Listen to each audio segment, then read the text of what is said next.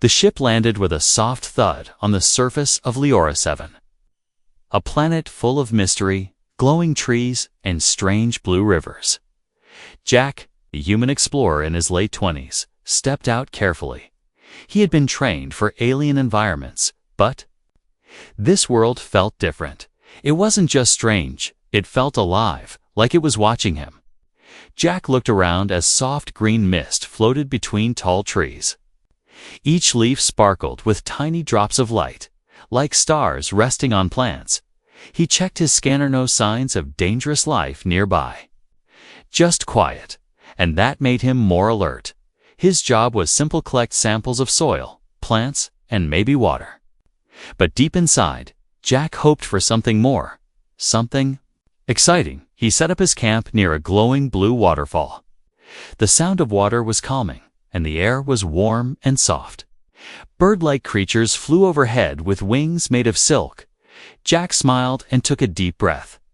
"This is the stuff dreams are made of," he whispered. By evening, he had gathered some plant samples. Nothing too strange, just big mushrooms and sticky flowers. He sat by his small campfire, writing notes in his log. But then, he heard a sound like a twig breaking.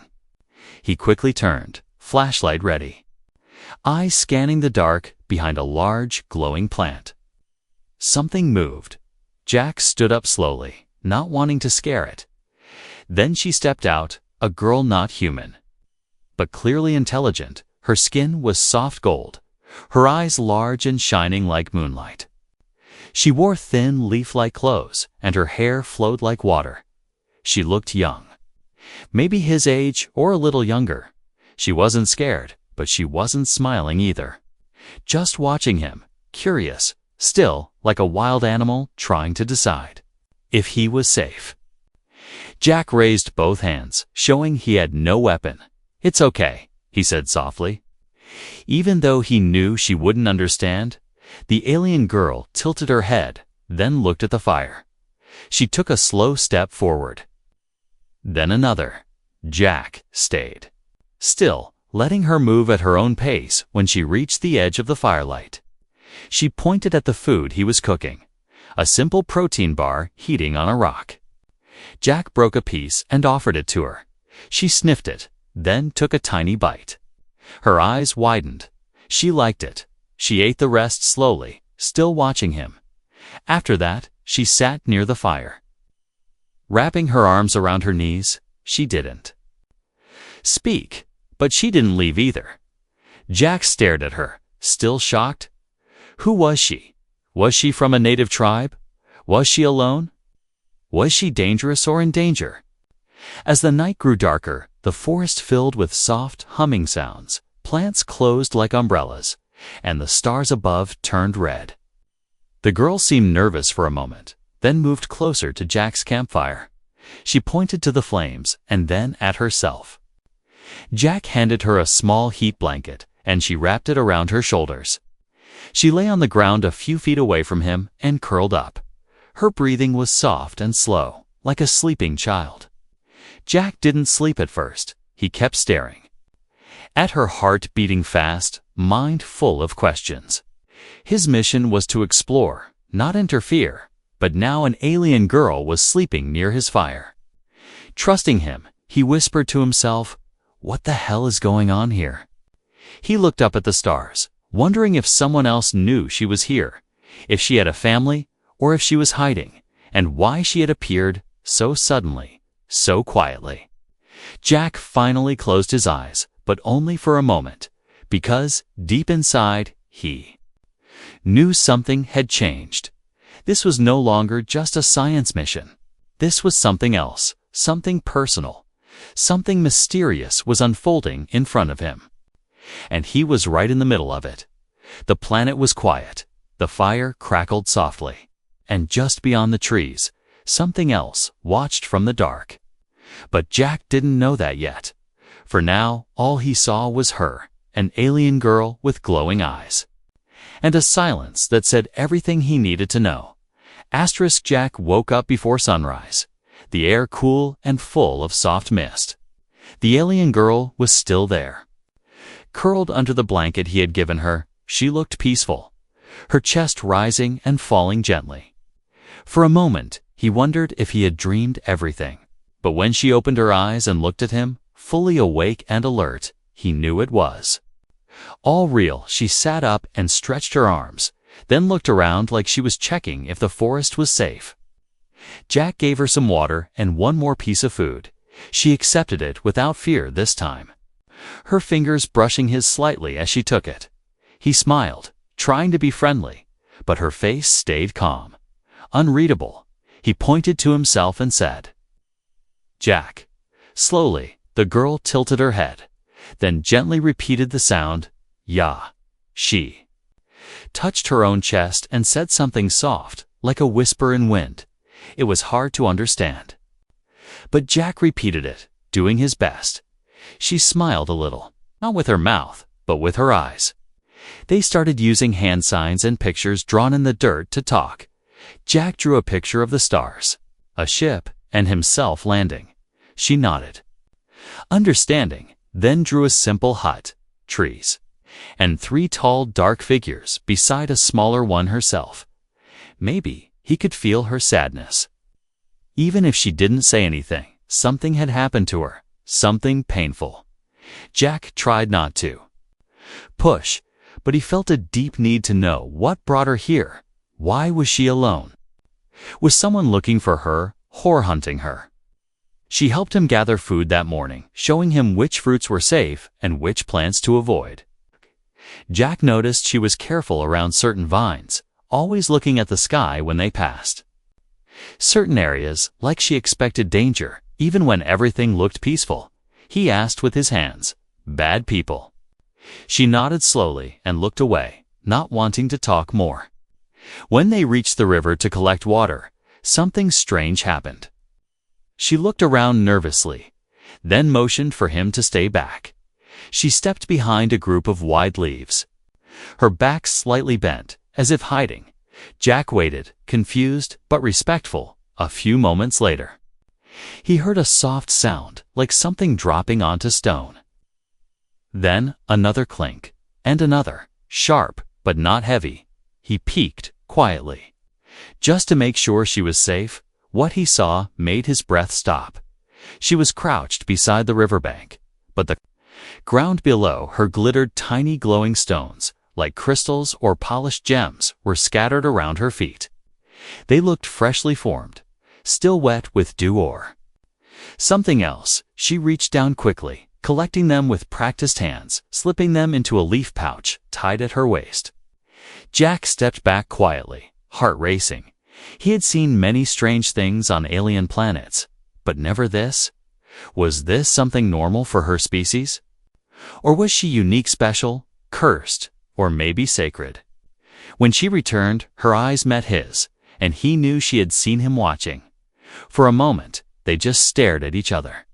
She didn't run, didn't shout, didn't look angry. Instead, she took out one of the glowing stones and gently placed it in his hand. It was warm, bright, and beautiful. He turned it over, amazed by the perfect shape and strange patterns inside. She watched him closely, as if studying his reaction.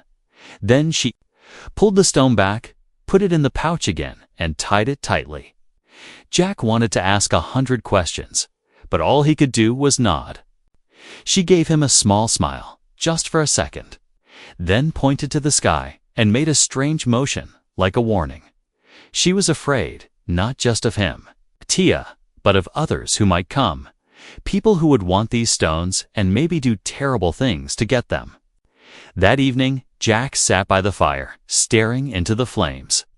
She sat beside him, not speaking, but close enough to feel her warmth. He thought about his mission, about his report.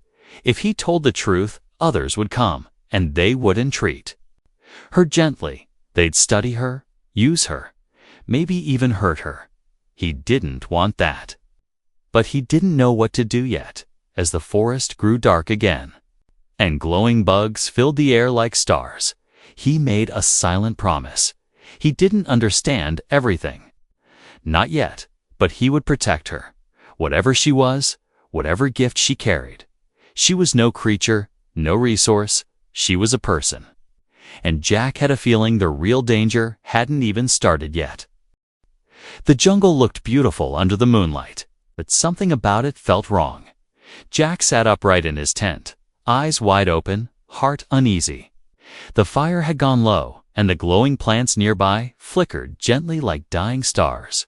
The alien? Girl Luma was not beside the fire anymore.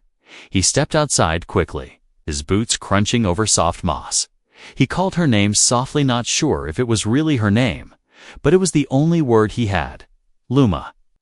No answer. He grabbed a small light and followed a narrow trail she had used before. It led to a clearing by the river, surrounded by thick, glowing trees. There she was, standing knee-deep in the water.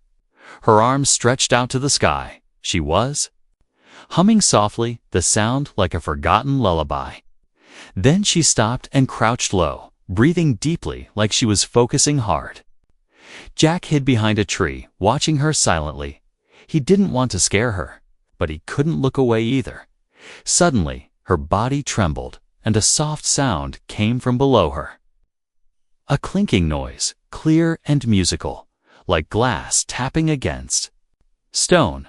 Then another sound, and another, each one perfectly spaced, perfectly timed. Jack stepped forward slowly, and his foot hit a branch. Luma turned around, startled, her eyes glowing softly in the darkness. She looked straight at him, not scared this time, but calm, serious at her feet. The water shimmered with fresh stones, glowing like liquid fire. Blue, pink, gold, even some that sparkled like tiny stars frozen in crystal. Jack stepped closer, his eyes wide with wonder. Luma didn't stop him, didn't run. She slowly picked one up and held it out toward him. It was shaped like a teardrop, but harder than any diamond he'd seen. She placed it in his hand gently, then looked down at the others floating near her feet. Jack whispered, "Why? How do you do this?" Of course, she didn't answer in words, but she knelt in the water, touched her belly with both hands, and closed her eyes. Then she touched her chest, her heart, and drew a small circle in the air.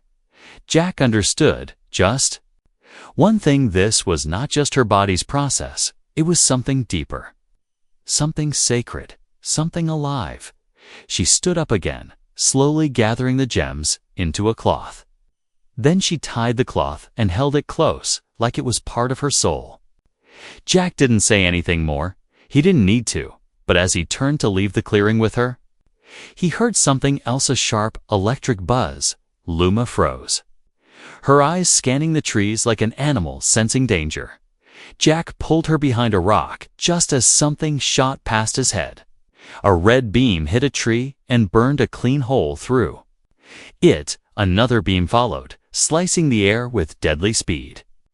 They stayed low as a dark figure appeared on the far side of the clearing, tall, armored, and holding a weapon unlike anything Jack had seen before. Luma gasped, and her hands shook as she held the gem pouch tight. More figures stepped out behind. The first silent, faceless, hunting. Jack's instincts kicked in, and he grabbed Luma's hand. They ran deeper into the forest, the ground shaking beneath them. Behind them, the figures gave chase. Weapons glowing red like angry eyes in the dark. Branches slapped Jack's face. Mud splashed against his legs, but he didn't stop. Luma followed closely. Her breath, fast but steady, she knew the path better than him, guiding him through narrow gaps and hidden trails. Suddenly, she pulled him into a hollow space under a thick tree root. They lay flat, silent. The sounds of footsteps passing above them. Jack held his breath, his heart pounding like thunder. In his ears, Luma was trembling, her hands still clutching the pouch tightly. In that moment, Jack understood something. They weren't just chasing her. They were hunting the stones. She wasn't carrying treasure. She was the treasure. When the forest grew quiet again, they crawled out slowly. Jack looked at her face. She was holding back tears. He gently touched her shoulder, and she leaned into him, just a little. The first time, Jack wasn't thinking like a scientist or a soldier. He was just a human, protecting someone who needed him. They didn't speak, not even with hands or drawings. They just walked, side by side, into the deeper jungle. The fire behind them was gone, the camp abandoned. Jack didn't care anymore. He didn't know where they were going, but he knew why. She had trusted him with her secret, and now he would trust her with his choice. To protect, not to report, to run, not to expose, because now it was clear this wasn't just about discovery. This was about survival, and Jack had already made his decision. Asterisk, they didn't stop walking until the jungle changed. The trees grew taller, darker, and the glowing flowers disappeared. The ground turned to black moss, soft and silent under their feet. Jack was tired, but he didn't complain. Luma walked just ahead, her small hand still holding the pouch close to her chest. Her face was quiet, but her eyes kept checking the shadows. By the time they reached a cluster of stone pillars, the sun had started to rise. Soft golden light painted the top of the trees. But it couldn't chase away the fear. Luma stopped and placed her hand on one of the stones. It lit up at her touch, blue lines spreading across its surface like veins. Jack watched in awe as more stones reacted, creating a glowing path ahead. She led him into what looked like a hidden sanctuary, a natural cave covered in moss and glowing roots. Inside, the air was cool, almost sacred. Luma sat near a pool of still water and finally looked him in the eyes. Jack sat across from her, waiting. He didn't ask questions anymore. He knew she would speak in her own way. Luma touched the water's surface, and shimmering images appeared. Not words, but memories. Moving like smoke in glass. A girl, her, surrounded by others. Laughing, smiling, then dark figures, cages, long hands grabbing, pulling. A glowing stone placed in a metal box. A scream, then silence. Then her, running through the forest, alone, afraid, hiding. Jack stared at the water, his breath caught in his throat. This wasn't just a fear, this was history. Luma touched his hand softly, breaking his focus. Then, without fear, she opened the pouch and poured some of the jewels onto the stone floor. They sparkled in the dim light like tiny suns. But then, something strange happened. One of the stones began to vibrate, then glow even brighter. It lifted slowly into the air and hovered between them. Luma raised her hand, and the stone followed. Her movement like it was alive. Jack leaned closer, eyes wide. These weren't just pretty rocks, they had power. Energy, maybe even consciousness. Luma placed the stone into a carved hole in the wall. Immediately, the entire cave lit up with moving light. Symbols danced along the stone walls, forming patterns Jack didn't recognize. But he understood one thing clearly: this place, this power, it had been hidden for a reason. Jack stood up, mind spinning. He had to warn someone, right? This was bigger than anything he had seen before. But then he looked at Luma again. She wasn't celebrating, she was crying, silently. Her hands pressed to her face. Jack knelt beside her. He didn't speak, he just held her, for the first time. She leaned fully into his arms. She wasn't just a creature running from hunters. She was a prisoner of her own gift. He whispered softly, "They want this power, but they don't deserve it." Luma looked up, her eyes shining with something new, hope. Maybe. Jack touched the stone still glowing on the wall, and then something inside him changed. A warm pulse went through his hand into his chest. Suddenly, he felt connected to the cave, to her, to the memory of what was lost. He saw flashes, stars, ancient cities, the sound of laughter. Then fire, then cages. It wasn't just her people's story, it was a warning. Outside, a sharp noise broke. The moment a whistle, high and cold, followed by the crack of something moving fast. Jack pulled Luma to her feet and looked toward the entrance. Footsteps. Again, more of them this time. Faster, heavier. They had found them. Luma's hands began to glow faintly, the pouch shaking. Against her side, Jack pulled out the small knife he always kept in his boot. It was useless against advanced weapons, but it was all he had. Luma looked at him, then touched his chest with glowing fingers. His body tingled, but not with fear, with strength. Something inside him lit up. Just for a second, he understood she had shared something with him. Something deep, not just energy, not just power trust. Outside the cave, a deep voice shouted in a harsh alien tongue. Jack didn't wait. He grabbed Luma's hand and ran through the back tunnel she had shown him earlier. Behind them, the ground shook as the hunters entered the cave. The jewels on the floor exploded in a flash of white light. The cave protected them for now, but Jack knew they wouldn't stop. The hunters had seen the trail, and they would follow it to the end. He didn't know what was waiting ahead, but he knew what he had to do now. Protect Luma, hide the secret, and never let those stones fall into the wrong hands, because now he was part of something much bigger than a mission. He was part of a story written in light, memory, and pain, and it had only just begun. The air turned colder as they ran through the hidden tunnel. Luma's small hand gripped Jack's tightly, her breathing fast but steady behind them. Distant echoes of the cave collapsing reached their ears, stones crashing, weapons firing. Angry voices shouting in a language Jack still couldn't understand. But the message was clear: they were not safe anymore. The tunnel twisted downward, lit by veins of glowing blue crystal in the walls. Jack could barely keep up, stumbling over roots and slipping on moss-covered stone. Luma moved with purpose, as if she had memorized every step, every bend. She wasn't scared anymore. She was focused, and Jack followed her, not because he had a plan, but because she did. They finally reached the end of the tunnel, a tight exit hidden behind thick vines.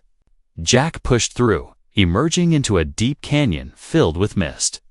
Strange trees with silver trunks stretched across the cliffs like giant spider legs. He looked up and saw small flying creatures circling high above. Luma motioned for silence, then pointed toward a narrow path carved into the rock. They climbed slowly, each step risky and sharp. But Jack said nothing. His muscles ached, his throat was dry. But his mind stayed locked on one thing: keeping her safe. The pouch of jewels bounced against her hip as they climbed. Each time it made a soft clinking sound. Jack winced. It wasn't just a pouch of stones now, was a beacon for those who hunted them. As they reached a flat ridge, Luma stopped and knelt by a small patch of glowing moss. She placed both hands on it and began humming softly. The ground pulsed in return, like it recognized her voice. Then, before Jack's eyes, the moss split open like a door, revealing a deep pit. Jack looked down and saw steps carved in a spiral. Leading into darkness, Luma stepped in without fear, and Jack followed. They walked for a long time, the air growing thick and heavy. Jack could feel the pressure in his ears, like the planet itself was holding its breath. At the bottom was a chamber filled with still water. In the center stood a stone pillar with a bowl on top. Luma opened her pouch and dropped one jewel into the bowl. The water around them began to shimmer, slowly rising in waves that didn't spill. Then it happened: figures began to form in the air above the water. Not solid, not real, but made of light and memory. Tall, elegant beings with Luma's golden skin and glowing eyes. They stood together, holding hands, singing in tones Jack didn't recognize, but the emotion in their voices was clear: love, grief, and warning. Luma watched them, her lips moving in silence. Then she turned to Jack and pointed to the images. One figure stepped forward. In the vision it looked older, regal, like a queen. She held a jewel in her hands, then crushed it, and the light vanished. Luma made a cross shape in the air, then pointed at herself. Jack understood if too many stones were taken, their power would die, and maybe so would she. The jewels weren't just gifts, they were a living part of her. They weren't meant to be sold, traded, or stolen. They were sacred. Every time she released one, it was a sacrifice. A deep sound echoed through the tunnel. They had come from. The hunters had found the entrance, and they were coming fast. Luma closed the vision, grabbed the pouch, and pulled Jack up with force. They ran again, but this time, Jack led the way. He remembered a side path near the canyon wall. If they moved fast, they could reach the river bend and disappear into the old trees. They climbed, slid, and scrambled through rocks and roots. Jack's arms bled. His shirt was torn. But he didn't stop. At the river, he saw an old tree that had fallen across the water, forming a narrow bridge. He grabbed Luma's hand, and they crossed it one step at a time, halfway across. The air sizzled behind them. Another shot, a red beam missed Jack's head by inches, hitting the water with a sharp hiss. They jumped from the log onto the far side. Landing in mud, Jack turned and picked up a large stone, throwing it at the log bridge. It cracked in the middle and fell into the water, sweeping away their only crossing. Luma looked back with wide eyes, but Jack grabbed her hand, pulling her into the brush. They crawled through ferns, hid under thick roots. The sound of voices grew louder, but then slowly faded. They had lost the trail for now. Luma collapsed against a rock, breathing hard. Jack sat beside her, wiping mud from his face. He looked at her, then at the pouch. He couldn't carry this weight for her, but he could carry it with her, and he would, no matter what came next. The rain came without warning. Soft at first, then heavy. The drops slid down Jack's face as he stared at the clouds above the alien trees. Luma sat beside him under the shelter of a large, twisted root. Her head resting on her knees, her golden skin shimmered in the rain, glowing dimly like fire behind frosted glass. Neither of them spoke. Not yet. Not after what they had just escaped. Hours passed in silence, broken only by thunder and wind. The river behind them swelled and roared, washing away any tracks the hunters might have followed, but Jack knew it wouldn't stop them forever. They wanted Luma, or more specifically, what she carried inside her. Luma finally looked up, her eyes dull, tired, not glowing anymore. She reached for her pouch, but her fingers were shaking. Jack gently touched her wrist, stopping her. She looked at him with confusion, maybe fear, but he just shook his head. "You don't have to give any more," he said softly, knowing she couldn't understand the words. But something in his voice made her stop. She pulled the pouch close and held it tight against her chest. Jack watched her curl into herself again. This time not from cold, but from something deeper, exhaustion, maybe grief. He looked around, trying to find shelter better than a root and wet soil. Then he saw a 10-old ruin hidden behind thick vines.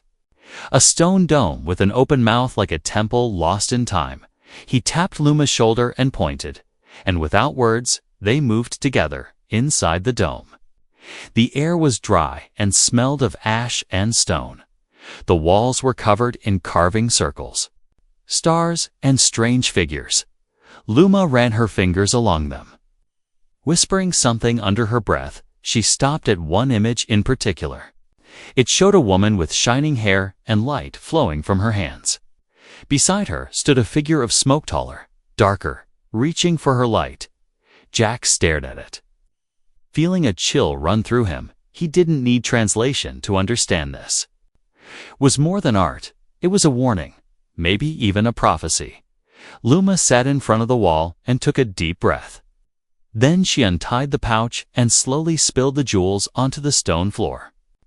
They rolled gently, glowing faintly, but this time there weren't as many. Only 5 stones, where there used to be more. Jack crouched beside her, seeing the pain in her face. He understood now each jewel came from her, and each one took something away, her energy, her warmth, her very life. She had been giving too much, too fast. Luma picked up a blue gem, held it against her chest, and closed her eyes. Then she placed it into a small groove on the wall. A low hum filled the room, and the stone dissolved into the carvings. The wall lit up like a star map. And Jack saw something incredible. A pathway out, not just from the hunters, but from the planet hidden coordinates marked by the old ones who came before. The jewels weren't just power, they were keys, and Luma was the last one who could use them. Jack stood slowly, his mind racing. If they could reach that place. Maybe there was a ship buried there, or a portal, a way to escape with Luma before her body gave out. But then the ground shook. Dust fell from the ceiling as the distant sound of engines roared above. They had found them again, this time from the air. Luma scrambled to grab the last jewels, but her hand slipped. She was weak. Jack caught her before she collapsed completely. Her skin was cold, her glow nearly gone. He looked at the wall, then at her. They had no time, but they had a chance. He pulled out his old wrist scanner and began entering the coordinates. The scanner protested unknown star path. High risk. Jack ignored it, pressed confirm, and the scanner began to blink slowly, tracking the location. He scooped Luma into his arms. Light as feathers, her head rested against his shoulder, her breath soft and fading. "Hold on," he whispered. "Just a little longer," he burst out of the dome and into the rain again, running toward the direction the scanner pointed. Behind him, a searchlight broke through the clouds. Sweeping the jungle, Luma stirred slightly in his arms, her hand twitching near the pouch. He pressed his face close to hers. "No more," he whispered. "You've done enough." The scanner blinked faster. He was close, through the trees. A hill rose sharply, and at the top, something metallic shined beneath the moss. Jack climbed with every last bit of strength, slipping, gasping, refusing to stop. At the top, he found it a pod, half buried, old, but not dead. The scanner connected, and the door hissed open with a wheeze of stale air. Inside, the lights flickered, then held steady. Jack placed Luma gently inside, connected her pouch to the energy port. The pod absorbed the jewel light, and Luma's chest rose slightly, stronger than before. Jack collapsed beside her, drenched, shaking, but smiling. He didn't know what the pod was capable of, but for the first time since landing on this planet, he had hope. The pod hummed softly, glowing from within like a sleeping star.